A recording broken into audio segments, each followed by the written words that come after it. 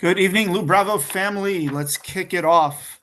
A question I usually get: how many blankety blank blank coins and tokens should I purchase? And I want to start moving in a direction that has us thinking a little bit differently about that. I don't know if that's the right question or the wrong question to ask, but I think there's a lot of value in actually thinking of a plan first and then worrying about what monetary number that you should aim for, at least with purchasing these assets.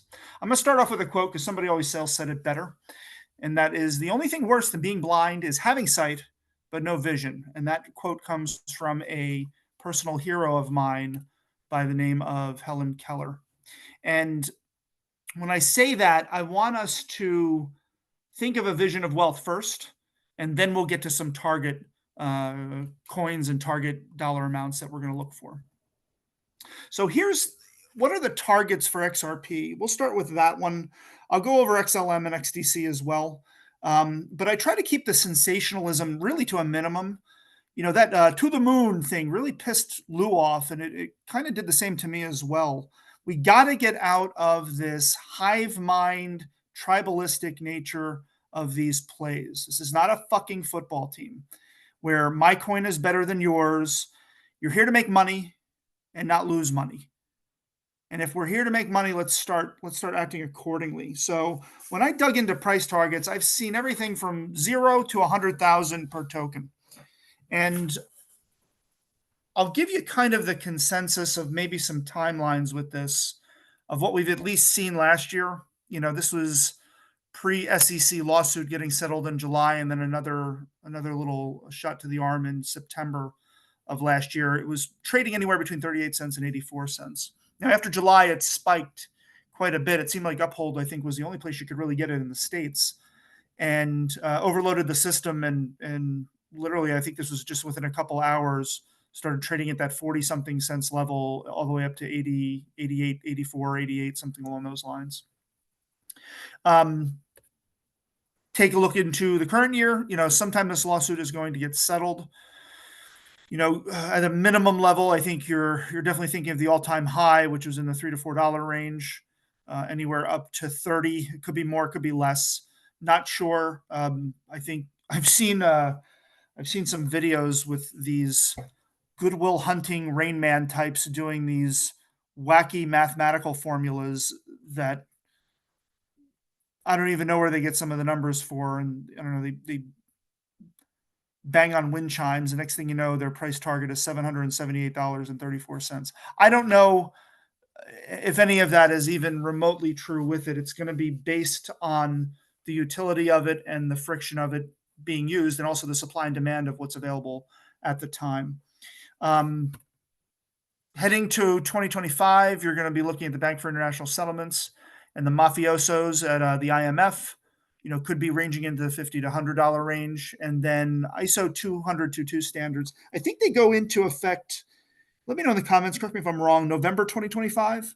So by the time that settles and you get well into 2026, that's when you're going to start to see a lot of the countries jumping aboard, because the central bank of central banks, the BIS, is going to be having that standard accordingly for them.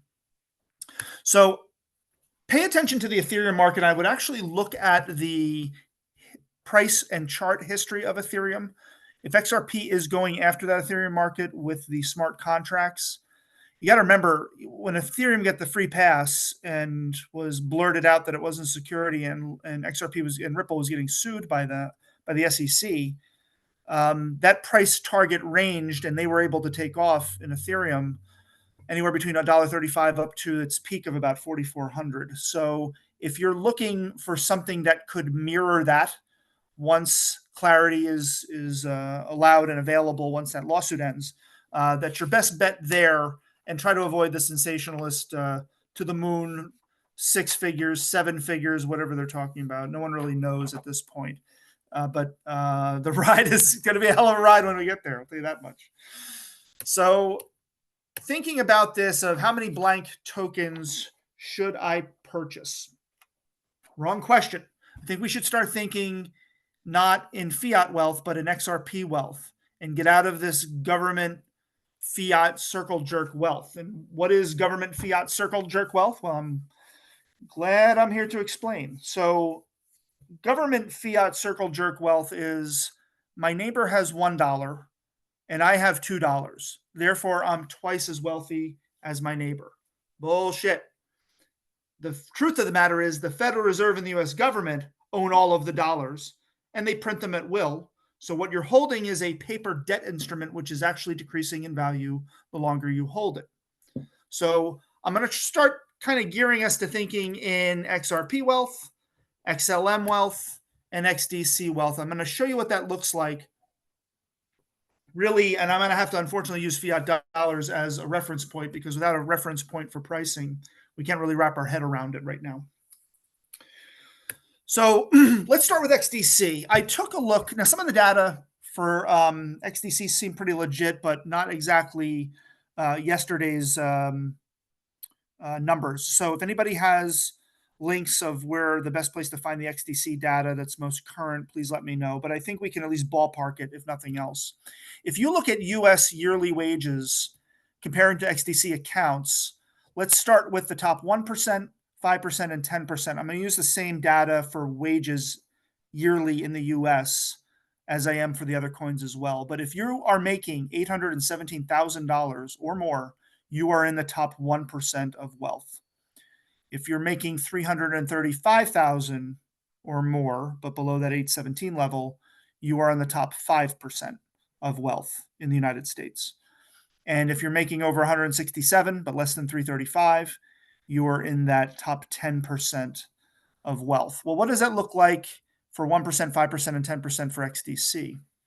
Well, XDC, if you're holding 2.5 million tokens, which decent amount of money. That's over $100,000 at today's prices for XDC. But if you are holding that, you are in the top 1% of XDC wealthy individuals. If you're holding more than 511,000 tokens, you are in the top 5% of XDC wealth. And then if you have 169,000 plus tokens of XDC, you are in the top 10% of wealth. So I'm not saying that these numbers and percentages and wages match evenly, but what it does is at least gives you context. It gives you a ballpark to potentially aim for.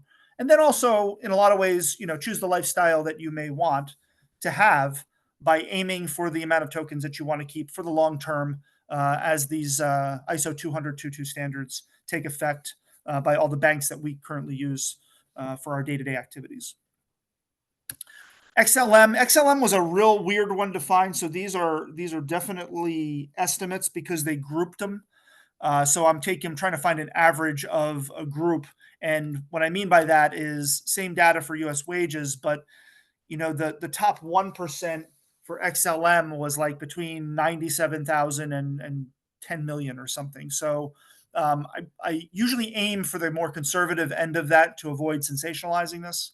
But on the conservative end, the top 1% is going to be just under 100,000 tokens for XLM.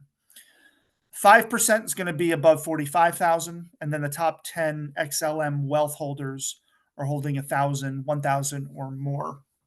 Range of that between 1% and 10%. If you're going to buy that in one lump sum, 1%, 97,000 tokens will cost you about 12 grand.